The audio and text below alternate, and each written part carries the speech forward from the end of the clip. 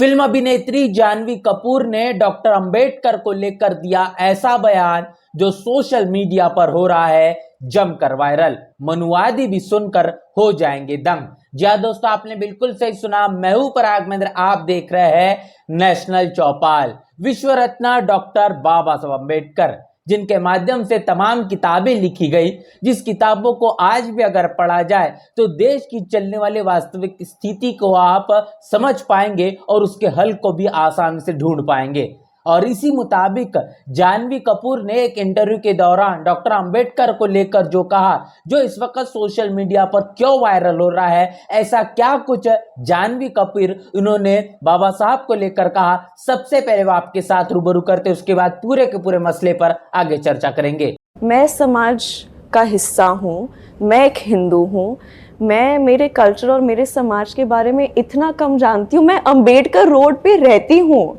और मुझे इस चीज़ की इतिहास के बारे में इतनी कम जानकारी है, शर्म आनी चाहिए मुझे। So I got quite triggered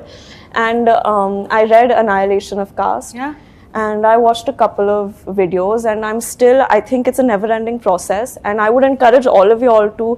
आपको अपनी इतिहास के बारे में, अपनी सोसाइटी के बारे में जितनी जानकारी। तो जैसा कि वीडियो में आपने साफ तौर पर देखा, इंटरव्यू के दौरान सवालों जवाबों में जानवी कपूर ने यह कहा कि मैं अंबेडकर रोड पर रहती हूं, लेकिन बाबा साहब के बारे में यहां तक कि इतिहास को लेकर जो जानकारी उन्हें होनी चाहिए थी वो काफी ज्यादा कम है और इसको लेकर वो काफी शर्मिंदगी भी महसूस करती है। इतना ही नहीं तो बाबा साहब की लिखी किताब जब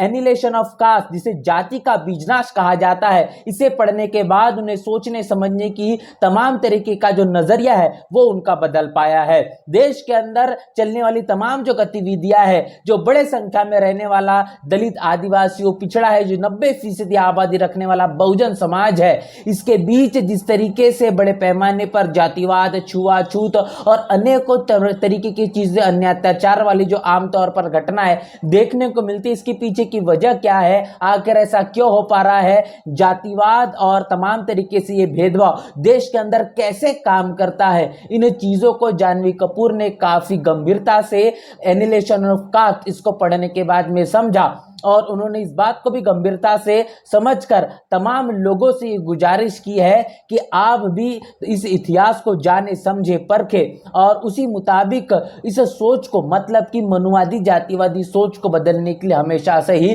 प्रयासरत रहे। क्योंकि ये चीजें जानना इसलिए भी आवश्यक है क्योंकि इस भारत और पूरे देश की स्थिति को, इस सोच को अगर हमको बदलना है तो निश्चित रूप से इस बात से अब अनिज्ञ अभिज्ञ हम नहीं रह सकते। इससे अलहदा रहना कहीं न कहीं अपने आप में एक शर्मिंदगी महसूस करने वाली चीज है। इसीलिए हमें इस बात को खुद ही समझना पड़ेगा और साथ साथ लोगों को भी इसके बारे में बताना होगा। बता दें कि जिस किताब का जिक्र जानवी कपूर उनके माध्यम से किया गया है, जिन्होंने कहा है कि सिर्फ एक किताब पढ़ने के बाद उनके सोचने समझने के पूरे तरीके में बड़ा बदलाव उन्होंने महसूस किया है, उसी किताब की अगर बात किया जाए तो मान्यवर कांशीराम साहब, जिन्होंने इस देश के अंदर एक ऐसी बहुजन राजनीति का निर्माण किया जिसके कारण आज बहुजन समाज की जो स्थिति है वो काफी ज्यादा बेहतर नजर आती है। तमाम क्षेत्रों में राजनीति के साथ साथ उनकी भागीदारी देखने को मिलती है। वो सारे कुछ करने के पीछे का कारण मान्यवर कांशीराम साहब का डॉक्टर बाबा साहब अम्बेडकर के लिखी ये किताब, जिस किताब का जिक्र जानवी कपूर ने किया,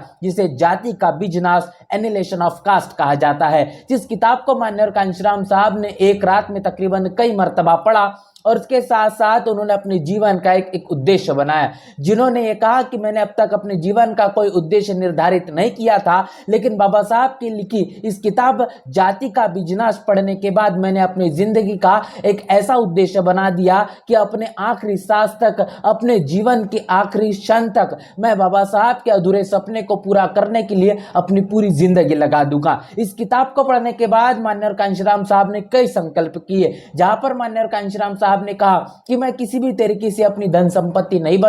बनाऊंगा, मैं कभी शादी नहीं करूंगा, मेरा कोई परिवार नहीं होगा। ऐसे तमाम तरीके का संकल्प लेकर अपने माता और पिता को एक बड़े पन्नों का जो लेटर है इसको लिखकर मान्यवर कांशीराम साहब ने अपने माता और पिता को भेजा और इसके बाद उन्होंने अपने पूरे जीवन को इस बहुजन समाज को शासक कौम बनाने के लिए, सामाजिक परिवर्तन और आर्थिक मुक्ति के आंदोलन के लिए लगा दिया, जिसके फल फलस्वरूप आज जानवी कपूर भी अगर एनिलेशन कास्ट की बात कर पा रही है, बाबा साहब को अगर जान पा रही है, तमाम बहुजन समाज को, तो बहुजन महापुरुषों का अगर परिचय हो पाया है माननीय कांशीराम साहब इनके संघर्षों, इनके त्याग, तपस्या और बलिदान के चलते हैं, जिसके कारण बाबा साहब की जयंती को मनाना भी काफ़ी ज़्यादा मुश्किल हो चुका था। यहाँ तक कि बाबा साहब की जयंती छुट्टी मिलना भी बंद हो चुकी थी, लेकिन माननीय कांशीराम साहब ने एक ऐसा संघर्ष खड़ा किया, एक ऐसी शक्ति आंदोलन निर्माण किया जिसके कारण बाबा साहब की जयंती की छुट्टी भी मिलना शुरू हुई और तथागत गौतम बुद्ध की जयंती की भी छुट्टी जो है मिलना शुरू हो पाई है। तो माननीय कांशीराम साहब ने तमाम जो अथक परिश्रम किए हैं, जिस परिश्रमों का आज बहुजन समाज बड़े पैमाने पर लाभ उठा पा रहा है, जिसके कारण अब इसका प्रभाव के चलते सवर्ण समाज के तमाम जो लोग हैं बाबा साहब की विचारधारा को समझने के लिए कहने के मजबूर हो चुके हैं। और जब बाबा साहब की विचारधारा से, बाबा साहब की लिखित तमाम किताबों से वो रूबरू होते हैं, निश्चित ही उन्हें शर्मिंदगी महसूस होती है कि आखिर ये तमाम चीज़ें हमें क्यों पता नहीं, इतिहास के उन तमाम पन्नों को अब तक हमने क्यों नहीं पलटा और इस देश की वास्तविकता को हमने क्यों नहीं जाना। और वही तमाम चीज़ें अभिनेत्री जानवी कपूर इन्होंने महसूस की और उन्होंने सोचने समझने का जो उनका तरीका अब बदल पाया है, वो तमाम चीज़ें भी उन्होंने रूबरू की है। और यहाँ तक कि वो नहीं रुकी, उन्होंने ये भी कहा इन चीज़ों को हमें इस बात को लेकर भी समझना होगा। मैं आपसे भी ये बात कहती हूँ कि आप सभी इस इतिहास को जाने समझे और ख़ास तौर पर डॉक्टर अंबेडकर की लिखी किताब एनिलेशन ऑफ कास्ट जरूर एक बार पढ़े, खुद एजुकेट हो और तमाम लोगों को भी एजुकेट करे। पूरी की पूरी खबर को लेकर और जो प्रतिक्रिया जानवी कपूर ने बाबा साहब की लिखी किताब को लेकर पढ़कर दी है, इसको लेकर आप क्या सोच रहे हैं लिखकर कमेंट बॉक्स में जरूर बताएं। बने रहे नेशनल चौपाल के साथ, मिलते हैं नए वीडियो में, तब तक के लिए जय भीम, जय भारत।